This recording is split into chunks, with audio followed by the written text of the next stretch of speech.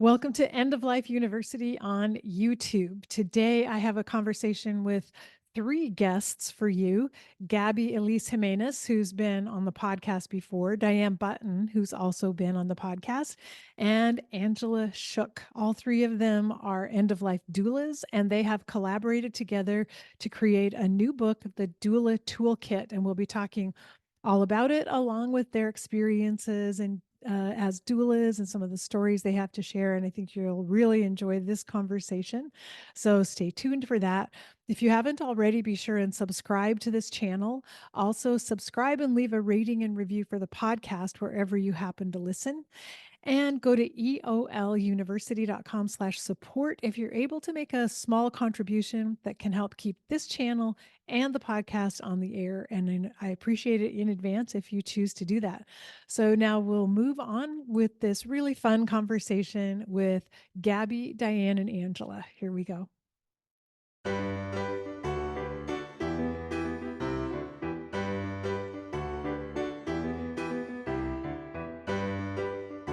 Today, I'm so excited to welcome three guests to the podcast. I think this is the first time I've ever had three people on at once, but there's a very special reason why I have three guests. I'm welcoming Gabby Elise Jimenez, Angela Shook, and Diane Button.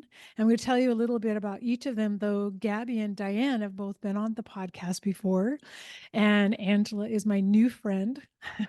And so, Gabby, for those of you who may not remember her, is a hospice nurse, end of life doula, death and dying educator, author, and blogger. Her Facebook community, The Hospice Heart, has become a safe place to have a conversation about death, dying, and grief, and now has amazingly 140,000 followers, which Gabby refers to as the most compassionate and kindest humans. Her goal is to help improve the way human beings are cared for when they are dying, and that the care comes from a heart-centered place. And you can learn more about Gabby at her website, which is thehospiceheart.net, and her Facebook page is the same thing. So hi, Gabby. Hi, thanks for having us today. Yeah, I'm so excited to welcome all of you. And then along with Gabby is Angela Shook. Angela is the owner of Dragonfly End of Life Services. She is also an end of life doula, hospice volunteer, ordained minister, and the past president of the National End of Life Doula Alliance, NEDA. She's a veterinary doula with PetWell Mobile Vet, where she assists with euthanasia and the end of life care and support of companion animals. She's also a level 2 Reiki practitioner and has completed the Animal Reiki course through the Animal Hospice Group. And you can find out more about Angela at her website, angelashook.com. So, hi, Angela. Welcome. And it's so nice to meet you. It's so nice to meet you. I'm so thrilled to be here. Thank you. Yeah, thank you. And then third is Diane Button, who I spoke with. I think it's been a couple years ago. Diane is a founding partner of the Bay Area End of Life Doula Alliance in Northern California and an instructor for the University of Vermont Larner College of Medicine End of Life Doula Professional Certificate Program. That is a mouthful.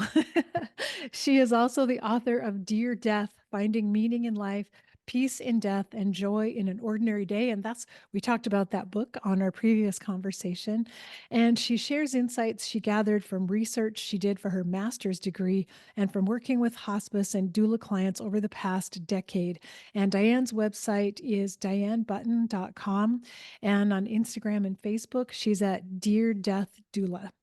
So, Diane, welcome back. Good to see you again. Thanks, Karen. Nice to be here. Well, the reason that all three of you are here at once is that you have collaborated together and created a new book, the Doula Toolkit.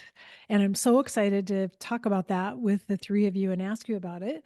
Oh, good. For those on video, Gabby's holding it up for us to see. There it is. And we're going to get into that in a minute, but I thought first I would just ask each one of you to briefly share about how you ended up doing this line of work. And Angela, I'll start with you since you're new to all of us, and tell us how you got started doing all the work you're doing, a doula, but also a doula for our animal companions. Yeah, well, thank you. So not only am I the newbie to this podcast, I'm a little bit of the newer one to end of life services within our little team of three.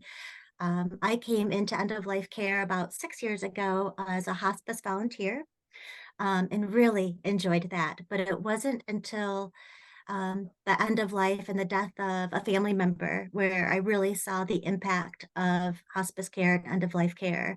And not only that beautiful impact that he received or that it had on his end of life, but how that care and support affected my family as well.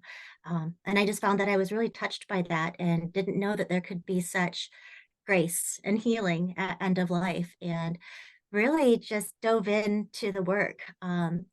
I left my career as a fund developer for children's hospitals and just dived right into hospice work. I took every training I could find. I loved falling in love with the end of life services, and there was so many opportunities. I didn't realize there was such great educational opportunities out there. So I took several trainings with UVM and ANELDA, and so many workshops and webinars, and read all the books, and dedicated as much time as I could to hospice volunteering. Um, After joining hospice full time, I fell in with NIDA and eventually served as their president, and was so thankful for the network of supportive doulas that I met there, including Diane. I think without that kind of mentorship and community that I found there, it just gave me the confidence to keep going and to just really fall into this work. Um, After a few years of working as an end of life doula and working with hospice, I had the chance to take the companion animal doula course at UVM. And I really only took that, to add to my existing toolkit as a doula. But also personally, I had an elderly dog that I knew my time with her was coming to an end. And I really wanted to give her the best support and care possible, and also kind of prepare myself for her loss. She had been part of my life for 16 years. And going through that program not only helped me give her that really great end of life, it awoke this passion in me to help other animals. So I was fortunate about 2 years ago to start partnering with a local mobile vet that you mentioned in your introduction. And that has just been such an amazing experience to share the skills that I've learned to companion and support humans at end of life, to also support companion animals, pets, and the ones that love them too. So through that, I think in the last 2 years, I've been a part of nearly 300 euthanasia appointments, and offering grief support to those clients and patients. And just recently started doing some grief support workshops for pet loss.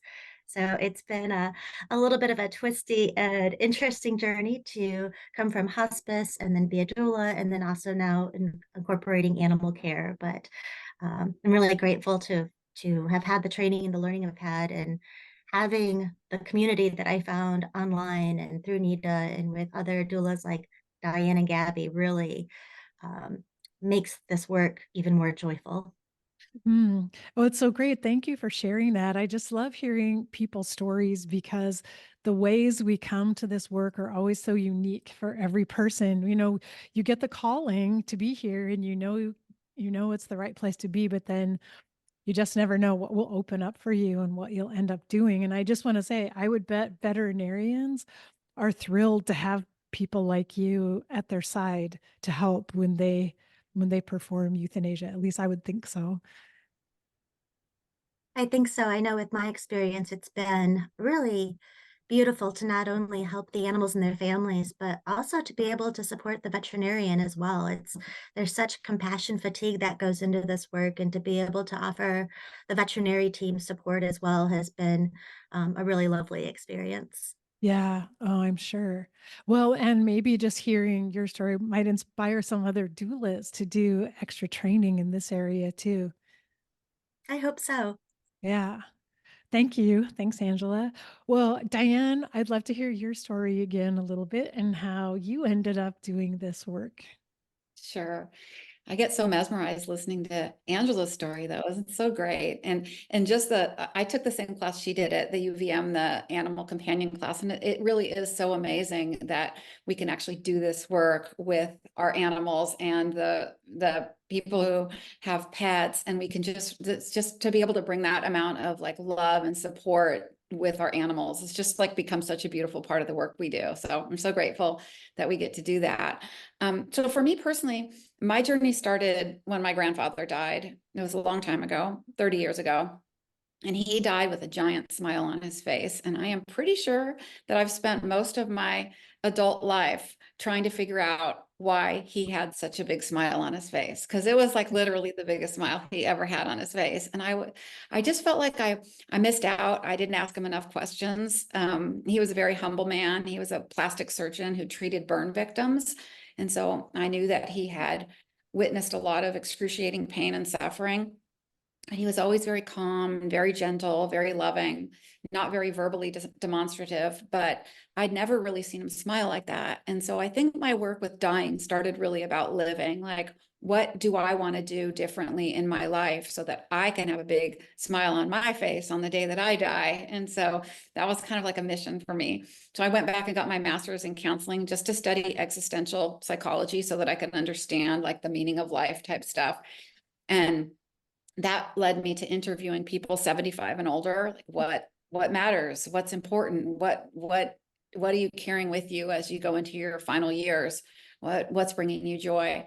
And that led to volunteering at hospice, which is a great place for any new doula to start out. And then I ended up, once I started discovering that there are end-of-life doulas that are able to spend good amounts of time with their clients or show up in the middle of the night or meet needs all over the place, that really appealed to me. So like Angela, I took the ENELDA training and I took the UVM training, and I just started working with a group here in the San Francisco Bay Area. There's 4 of us and several other doulas as well who we reach out to as our practice starts growing when we need support. So it's turned out to be really amazing. Hmm.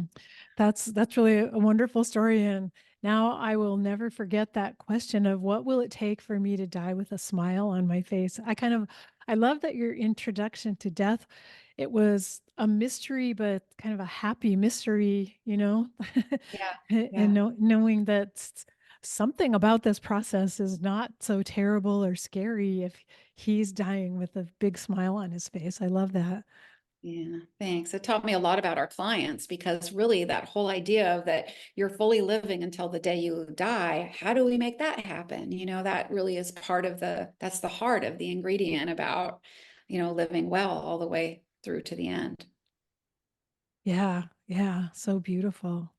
Well, now I see how the three of you fit together so well. I feel the resonance between you, and Gabby, I know you, but share your story with our audience as well.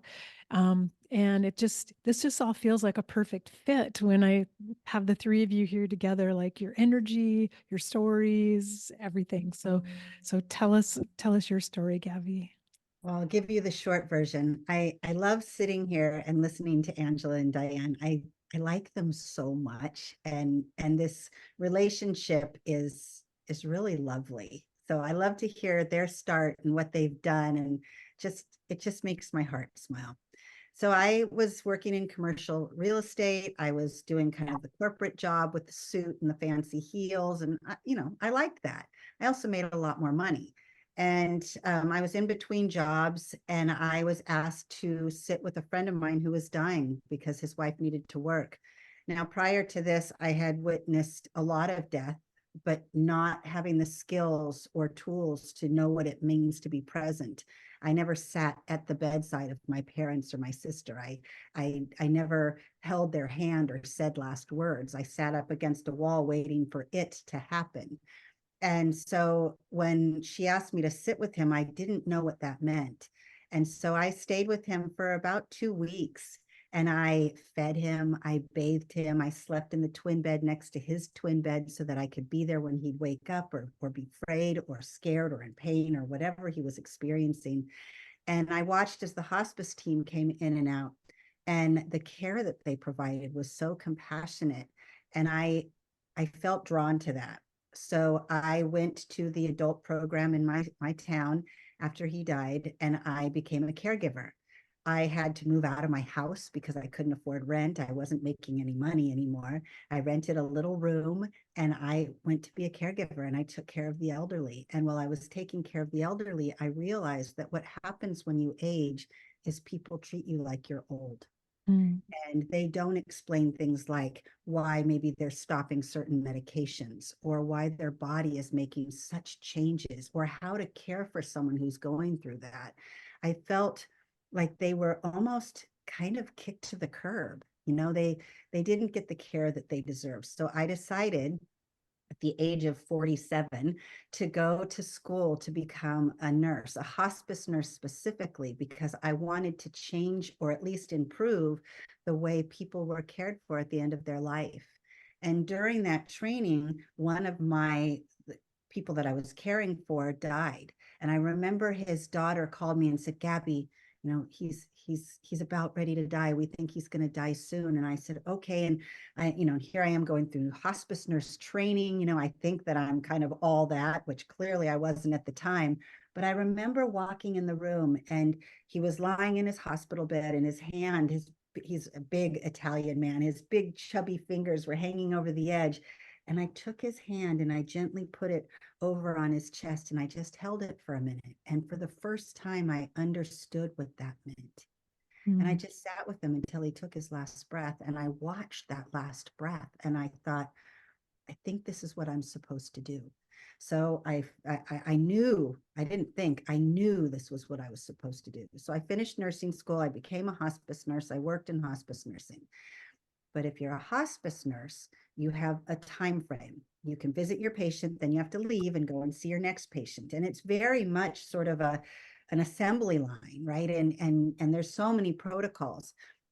But after you witness as many deaths as I have, I kept thinking, why can't I stay longer? Why can't I be available to them? Why can't I offer more? So I decided to become an end of life doula because we have the luxury of time. And we also have the knowledge, not that hospice nurses or hospice teams don't, but more so as a doula, what it truly means to be present and how important that is. And so I became a doula to provide a deeper level of care for people who were dying, but also support those who were grieving. And it was in that process where I realized that I wanted to educate people to do this work, because I think it's one thing to become a hospice nurse or to become an end of life doula or to work in this field at all. But to do that, to be present at the bedside, I think you have to know what that means. And so what I started doing was taking my tools and the things that I have learned and writing a blog about it and creating the Facebook page and books, because at the end of the day, what I want is to make sure that that person who's taking their last breath feels heard, seen, cared for well, and hopefully has a smile on their face like Diane's grandpa, because maybe he did get to live his best life or feel great love or know deep, passionate care. And so my work is a combination of bedside and education, and I love both equally. Hmm. Oh, I love that so much. And I love hearing stories that sometimes we get into this work as a second career in the second half of our life, that maybe we had no idea that we were headed in this direction when we started out at a younger age. And then even that as we fulfill our calling and do this work, we are also part of the calling for other people. Because I was thinking of your stories of seeing a hospice team come in to care for someone that you loved, how inspiring that could be, and seeing a doula doing work with a patient, that who knows how many people are being inspired just by the three of you each doing your own work, who are now going to be following in your footsteps. There's sometimes when I'll write a story about a patient, right, and I'll put it on my Facebook page, and I'll read all the comments, which are always lovely, but I especially like the ones that say, I could do this work, or I'd really like to do this work, or how do I get to do this work? And I think that you're right. I think the three of us collectively are inspiring others to do this work well. And we have chosen not to hoard our tools, right? We share them freely way before this book. But yeah, I think it's about kind of handing it over so the next group of people can do this work with a little more tools and a little more education. Yeah. Well, yeah, and now that the three of you have come together to write this book, like initially when I heard, oh, three people got together to write a book, I was thinking, well, you must have like lived in the same area, or I'm just curious about how did you get together, because you're all in different places in different parts of the country, and like tell me how this whole thing happened. Well, when during COVID times, we were always on Zoom calls as doulas. And so we did get to know each other all around the country, even around the world. That was really one fantastic thing, was that we got to know each other. But then I was on a board, the NEDA board, with Angela. So I met Angela, that was in 2019 or so, maybe even before. And then I met Angela in person post-COVID in 2022, at the end of 2022. And then in 2023, Gabby and I were at the MAID conference up in Oregon, and we met. So when the world started kind of coming back, we were starting to meet in person, because we'd kind of developed these friendships during COVID. And I always knew that Gabby and Angela were very similar types of people. And we kind of, one thing that I think we do well in our doula world is we, like Gabby said, we're not hoarding our stuff, and we like to get to know each other, and we like to share our resources, because we want to elevate doulas. We want doulas to be, well informed and well trained, and to have the tools that they need to go out and do their work. And so I've really admired that about Gabby and Angela all along. And so we got on a call one day, and we were just chatting, just getting to know each other. And we were talking about all the calls we get every week. I want to be a doula. What do I do? Can I shadow you? Can you be my mentor? Do you have a contract or an agreement? Do you have a vigil plan? Can you help me with some legacy ideas? It's constant. And this was happening with all of us. So we talked about kind of combining our knowledge and maybe putting together some forms and some templates, thinking, in my mind anyway, when we first had this conversation, that it might be 30 pages or 40 pages of forms and such. And then we just got going, and it just kept growing and growing. And like, once we started realizing, that with our combined years of experience and our different areas that we really focus in, we've really covered a lot of territory, and it grew. I think now it's just almost 200 pages of what we all put together and published with the Doula Toolkit. So that's how it happened. Wow. It seems like, in a way, like it was meant to be, you're the connections that you made with each other, but that this was a book that needed to come about, because I can also imagine that there are a lot of doulas who take trainings, and when the training's over, kind of sit at home thinking, what do I do next? Where do I go? Where do I go next? How do I actually get started doing this work? And have you found that to be true, Gabby, that there are people who just feel a little bit lost and don't know where to begin? Absolutely. And I think there's also a little bit of a misconception. I think people romanticize the idea of becoming an end-of-life doula. So they take a course, they get a piece of paper that says that they've passed this course, and they call themselves a doula, which they can, but then what? And they don't know what that means. And I mean, unless you've been in this field, if you've, even as a hospice volunteer, who I think are already doulas, if you haven't done that, then how are you going to sit at a bedside? How are you going to offer support? So absolutely, one of the things that we talked about in our first meeting was just how many people don't know what to do after they've taken a program. They don't know what to do. They don't know how to have conversations or get them started, or how to help someone or choreograph, like we were talking earlier.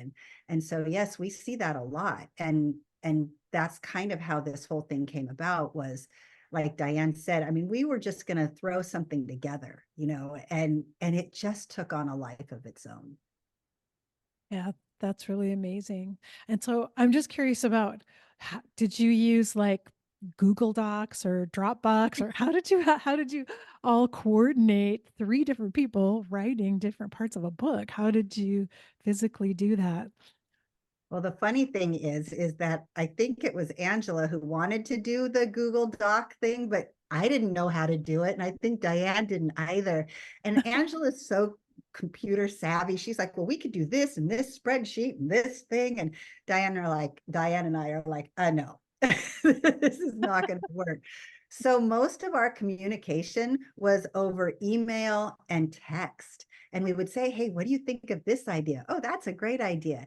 And, when you get three people, pretty much strangers, who have their own agenda and life and work going on, right? Their own plan on how they like things to be. It's very much like being a chef, right? And going into someone else's kitchen and messing up their knives or their cooking area, right? They look at you like, hey, excuse me, this is my area. Well, I think that could have happened. We could have gotten on each other's nerves. We could have stepped on each other's toes. We could have said, no, back off, that's my area. But that never happened. We would share an idea and someone would say, oh, great, I could do this part. And we're like, yeah, and I could do this part. And we would start building on whatever the other shared. And we worked so well together. I remember there was a time we had this beautiful cover. And if you look at the cover, it's a mandala. And the mandala is a mandala that my granddaughters made. So it's I love that they both said, yes, let's use that. Well, the rest of the book was plain paper, right? And it was filled with great stuff, but it wasn't beautiful. So I said, okay, you guys, and I was kind of nervous, right? And I said, I just want you to hear me out here. What if we added more color and made it a little more colorful, which would ended up costing more, and there was some financial stuff to think about, but also would it work with this book? And they never once made me feel like I was asking for too much. They said, well, let's see what it is. Let's see if we can do this. And then Diane, who was kind of in charge of really putting it together, she's like, this looks good. And then that just enhanced us. So then all of our, there's a whole section on rituals, right? All of our ritual pictures are in color and they look so beautiful. And anytime someone had an idea, the other two would join in and say, yes, that's great. But the best part that came out of it, at least for me, I'll let the other two share their thoughts, but was how much I learned from the two of them. I will be a better doula because of what I learned from them. Yeah. Yeah, Diane did such a great job. Like Gabby said, it really was kind of the ringleader of this project and had the vision of what it could look like and what it could be. And then we each took the lead on a couple of chapters, depending on where our skill sets and our passions and our experiences were. But the great thing is it didn't just stop there. It's not like this is my chapter and that's their chapter. Every way through, it was very much woven in each other's thoughts and words and feelings and experiences. And Gabby did such beautiful work with rituals and ceremony, and I was invited in to share one of mine. And it wasn't ever just one of ours. We really did invite each other into each other's spaces. So what kind of started out of like, this is my chapter, that's your chapter, really everything became ours. And I think it's better for it. And then we decided to add doula tips in. We started realizing there's so many little tips that we've learned along the way that would make life so much easier if a new doula knew this. And so in each chapter, we added a page of doula tips, which was just so much fun. Was a complete, I don't even know, maybe some I wouldn't even identify my own writing at this point in time, because it was just all of us kind of coming together and putting our tips together that we'd gathered over the years, which I think it just turned out to be a really neat little extra bit in the workbook. This is just such a great story because I'm a big believer that where we are right now as a whole movement around end of life issues, we need collaboration more than anything. And that the work that we can do together is so much greater than the work each one of us could do by ourselves. And you guys have proven that completely by coming together with this book. And it's such a beautiful thing to see, but also that three people with their own expertise who are highly skilled and working in their area could come together so smoothly and seamlessly to create this. It's really inspiring, and I'd love to see more of that happen in other areas too. One of the things that I've noticed in the comments and reviews that we get about the book are from people who say, your collaboration is so beautiful. They can see that clearly there are different topics throughout the book. And yet it feels like it was all one person, right? But it wasn't. It was three of us, and we created this beautiful thing, and people see that. They see it as a collaboration. They see it as three women who have done this work, who generously share their tools and secrets too. Like, part of like publishing this book and putting it out there was making peace with knowing that we're giving our secrets out. And that's what we've done in this book. We've put our secrets, our things that we do privately, and people are seeing that. They don't say, hey, Gabby, this is a great book. They say, you guys made this beautiful book, and they see it as a collaboration. There is no, if you look at it, like Angela said, if you look at it, you can't really tell whose is whose, except for maybe the pet part, because that's clearly Angela. But yeah, we really, we worked so well together that it just flows, and it blends all of our good parts in a really lovely way. And people see that. Most of the reviews are about the collaboration.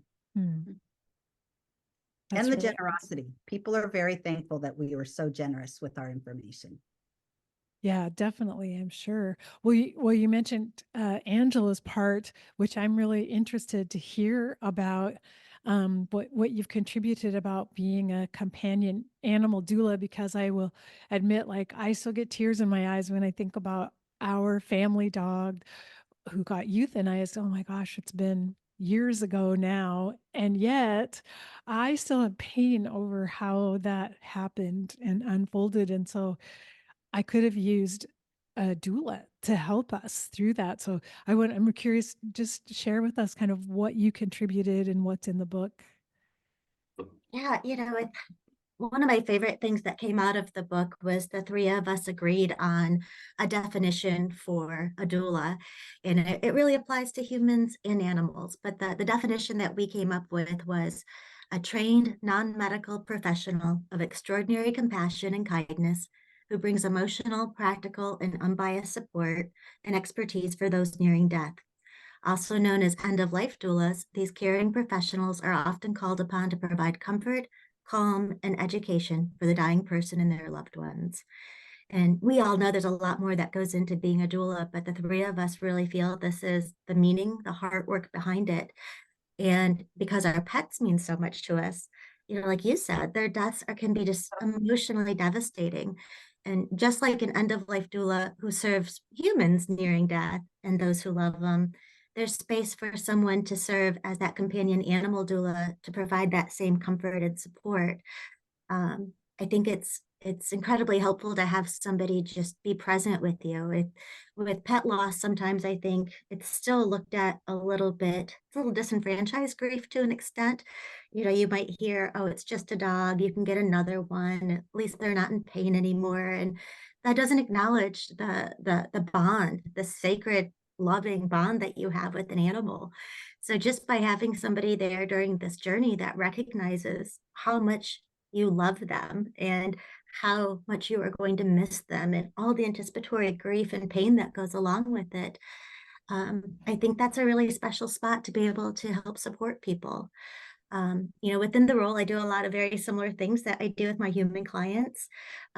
Some differences, of course, but I assist by helping assess the quality of life and working with the veterinarian team and creating and supporting a palliative and end-of-life care plan.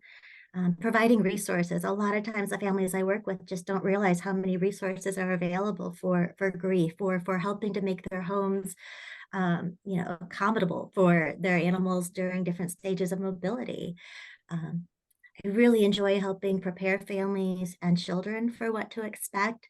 So many times, the death of an animal and the death of a pet is the first time kids are experiencing a large loss. And sometimes families struggle with how to share that with their child and help prepare them. So I like being part of that aspect too.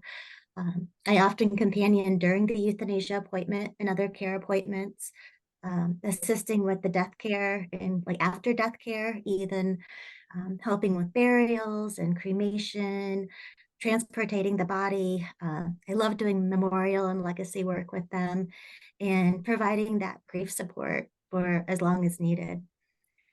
We talked about it a little bit earlier, but I am seeing so many more veterinarians and animal clinics providing more enhanced end of life care for their patients and clients. And even in the course I teach for UVM, the companion animal course, we're seeing a lot more vet med professionals taking that class and just really, really engaging in it.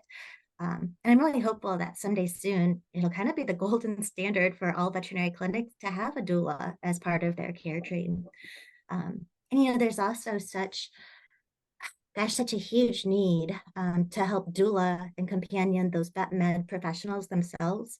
I know I mentioned it kind of briefly in my introduction, but there's such that deep level of compassion fatigue, and depression that happens in this field.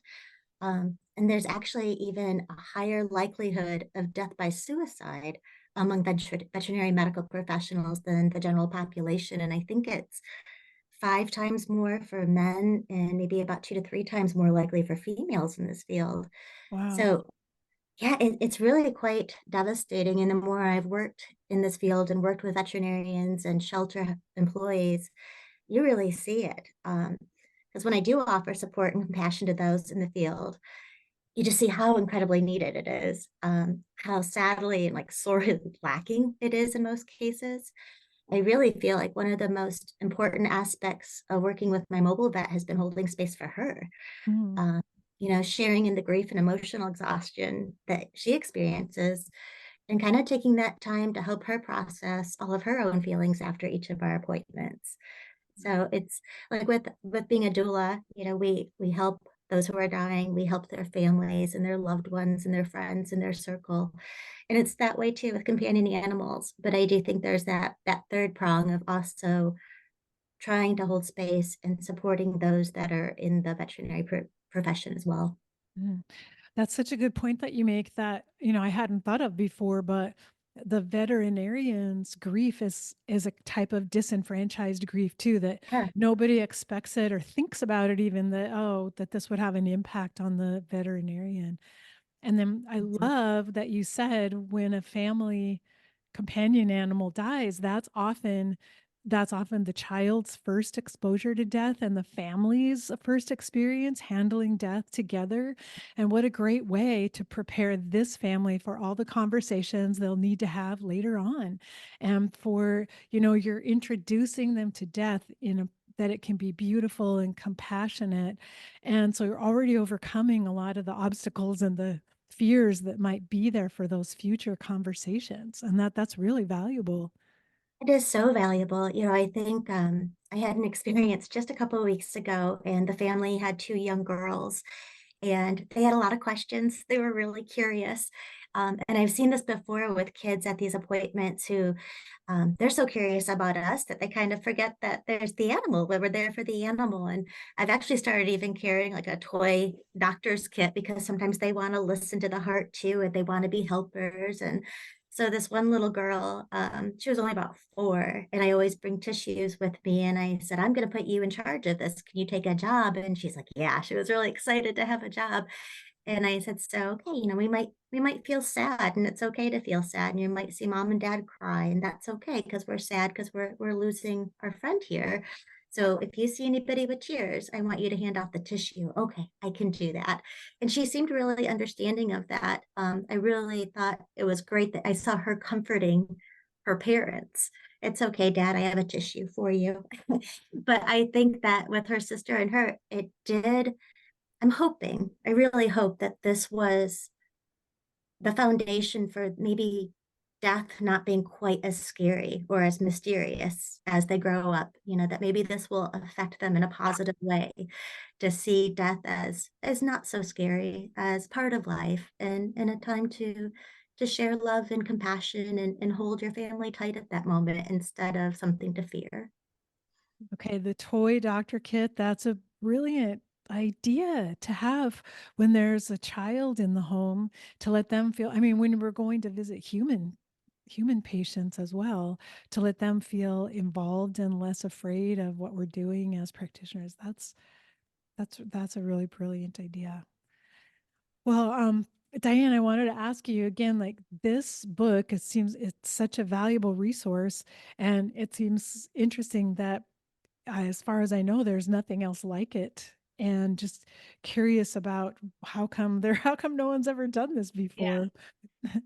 Well, I think the short answer is that this is still a really new field in so many ways.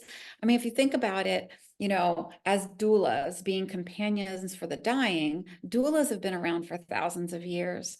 But I feel like as a profession, it's just really becoming more and more mainstream, and people are starting to understand that we exist and we're here to serve the dying. I think a lot of it has to do with more transient world that we're living in, and people's maybe support system isn't close by. And I also think COVID really kind of cracked the egg open a little bit, because people started talking more about mortality and death and dying, even the younger generation, which was super amazing, but it is still all relatively new. So resources really are scarce. And when we talking back about that first conversation with Angela and Gabby and me, we realized that, wow, there really isn't anything. And aside from that, we're not regulated, right? So we don't have a certain standard that we have to fit into to be a doula.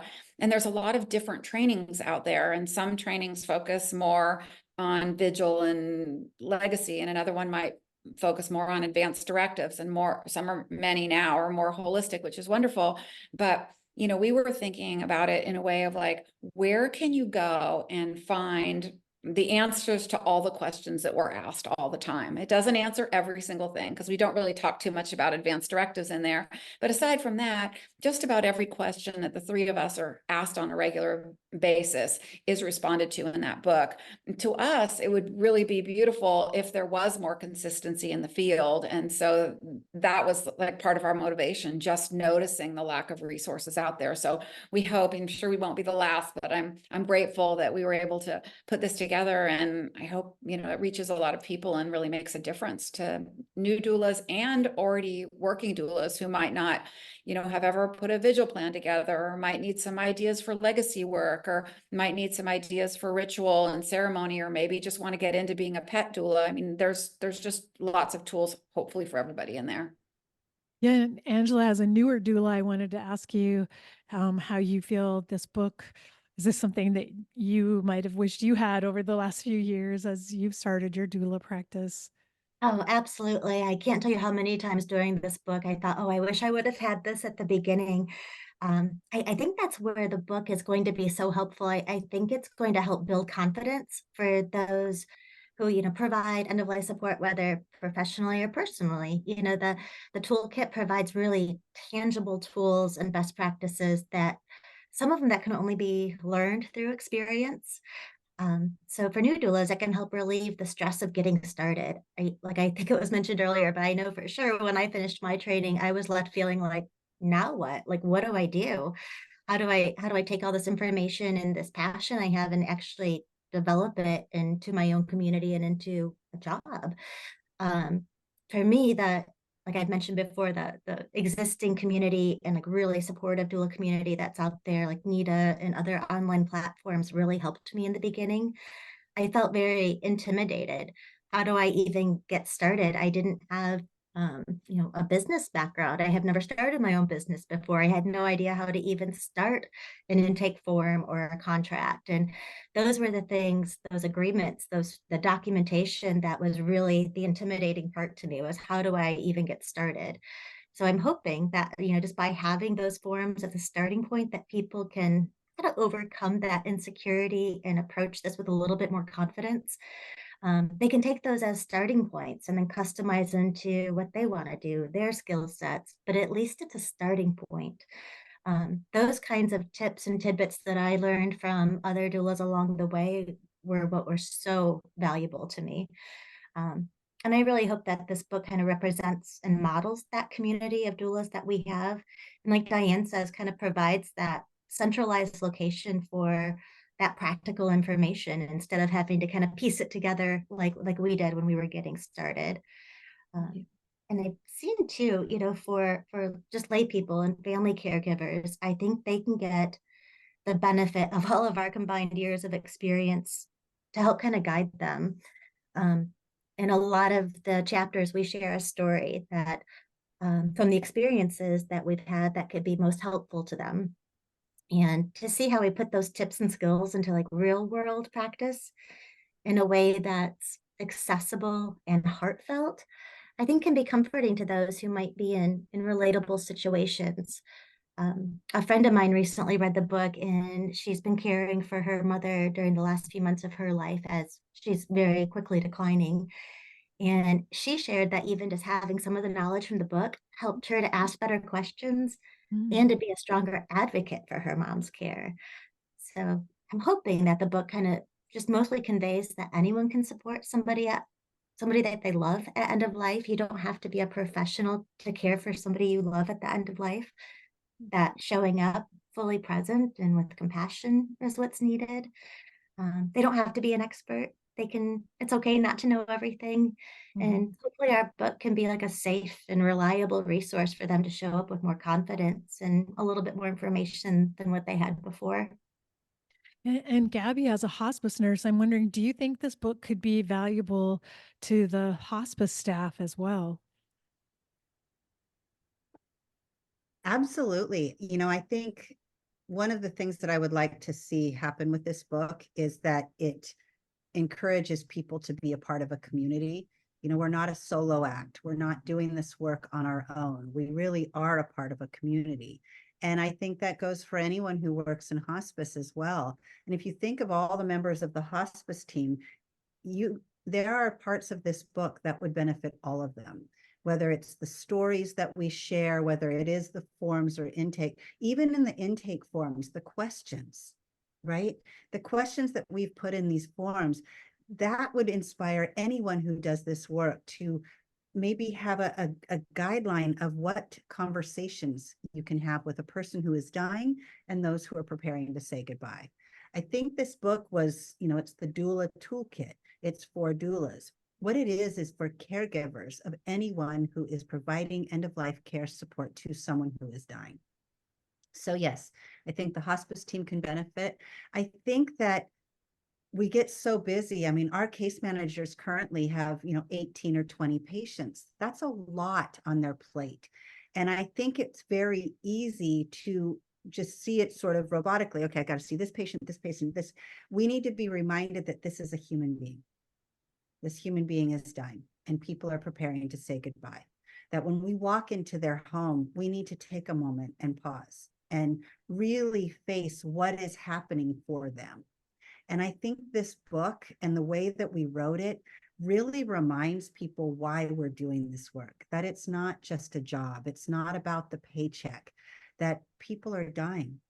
And we could be the difference between pain and peaceful. We could be the difference between fear and uncertainty to a calming presence of comfort. And I think that this book really would affect and support and comfort anyone who is preparing to support someone who is dying. That's really beautiful. And Diane, I don't know if you want to add anything to that. Well, I'm just listening to Gabby. It's so beautiful hearing her talk about that because for me, thinking about like what parts of the book really were the most meaningful to me and such, I realized that just listening to Gabby, like when we first started this, I was really excited about sort of, I can't really think of the right word, but like the office procedural part about it, like the getting your doula business up and running. And that sounded like a really cool thing that people needed, like what next after I take my course. But like just listening to Gabby and her talking about like the stories. So we did all these forms, we did all these templates, and it was great. Like at page 75, but page 75 to 200 is our heart. That's where we just like unzipped our hearts and let everything out. And it was like, I think it kind of gives me chills a little bit, but I think like the book started with this beautiful kind of framework of like logical, progressive things to do to get your doula practice going. But then when we really did add those stories, and that's where we kind of jumped in on each other's sections a lot too, and our hearts just kind of all started weaving together in such a cool way, it felt like it really just became beautiful at that point. This book is personal. Yeah. Yes, we did create something that we want to hand over to others, but the truth of the matter is this is our diary. It's the steps we took to get where we are now, reminding others that you don't know it all. Just because we have this combined experience doesn't mean we know it all. We're still learning too. But as we wrote this book and we created this beautiful gift, which I think it was a reminder to me that this is personal. Everything in this book is personal. And what we do is personal. And the three of us come from such a heart-centered place. And it's about creating something. It's about doing something beautiful, which we all feel like we have done, but it's also about inspiration. Like, how can we get others to feel about what they're doing the way we do? It's personal. And like I mentioned earlier, we hand over our secrets. I mean, that in itself should tell you how badly we wanted to do this, that we are willing to divulge things that we have not told anyone. I've held classes, my ritual classes, where afterwards people will say, can we get a copy of your ritual? No, I don't share that with anyone. That book has my rituals. It was hard, and I keep repeating myself here, but it is personal. That book, when you read it, you are going to feel our passion, our hearts, this friendship that has been built, this love of what we do, and the reminder that when a human being is taking their last breath, they deserve to be treated with grace and kindness and to have that last breath be peaceful. How can we do that? Well, we have to do it by coming together. So my goal with this book is that it builds the community. Mm-hmm. I love that. And I feel it, how important that is. And that needs to be the goal for all of us in our work. It's not about our own individual business. It's about how can we come together to serve the community. And if anything, I think if anything is threatening hospice right now, it's that it's been taken over by an attitude of competition, that we compete with other hospices and therefore we're willing to do certain things as competitors that you would never do if you're collaborators and if you're caring about the community first. And so it's just makes me so happy that you guys are role modeling for all of us. Like, remember, we need to work together. It's about the community. Well, and when someone is dying, that's the only time they will ever do that, right? They're not going to get a do-over. You can't say, gosh, I really wish I'd said something different or I'd done something different. You only get one chance at that. And I do think that we have to up our game, just in general, as human beings offering this care. We have to do better. It can't be about the money. I get it. You're a business, you got to make money. I understand all that. But at the end of the day, we have to find a way to balance it all out so that compassion and kindness for others is not tossed aside as less important. This work is heart-centered, and it should stay that way no matter what, whether you're in profit or nonprofit hospice. If you're going to provide this care, you have to come from this place.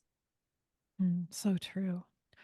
And Angela, you may have answered this already, but I don't know if you have a favorite part of the book, something near and dear to your heart. I mean, besides the parts you wrote. Yeah, other than just writing it with these two amazing people, I mean, that was fun. The doula tips, I really love those. I think Gabby had mentioned another time that, if somebody picked up the book just for the doula tips, I think they would find value in this book.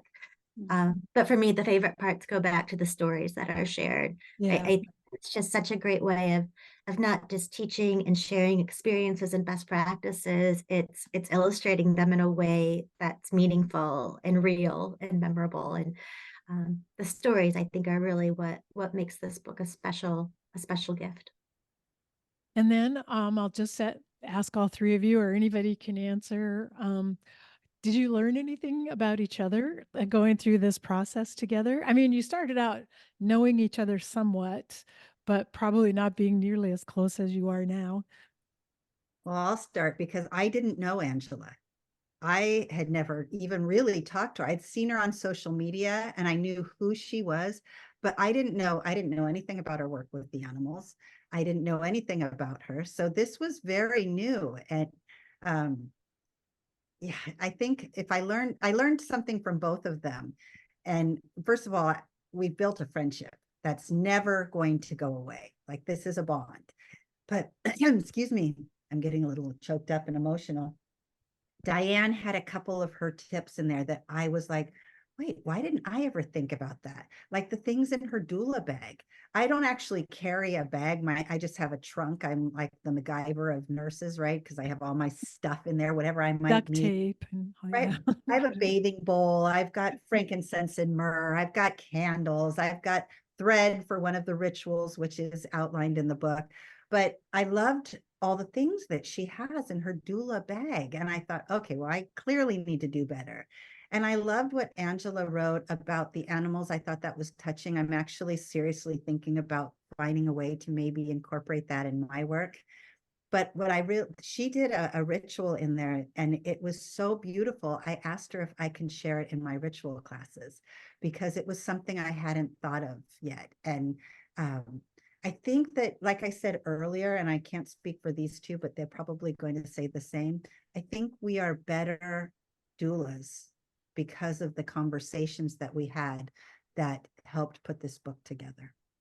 I learned a lot. I learned a lot about them and about this work and the reminder that we, again, are not a solo act, but also that we don't know it all. I don't know it all. And sometimes I think I forget that. And we needed, it's a humbling experience to be with two other people who do this work well and who have done it for a long time, that we are constantly learning. And that's the beautiful thing. For you, Diane, did you learn anything new about these two just through the process of writing a book together? Yeah. So I knew them both. And I was already just wanted them to be my next door neighbors, And so I knew that I had a really, really solid feeling that we were going to work really, really well together. And what was really sweet was, Angela had never written anything quite like this before. And so she felt a little bit intimidated by Gabby, especially, who can write faster than she can speak.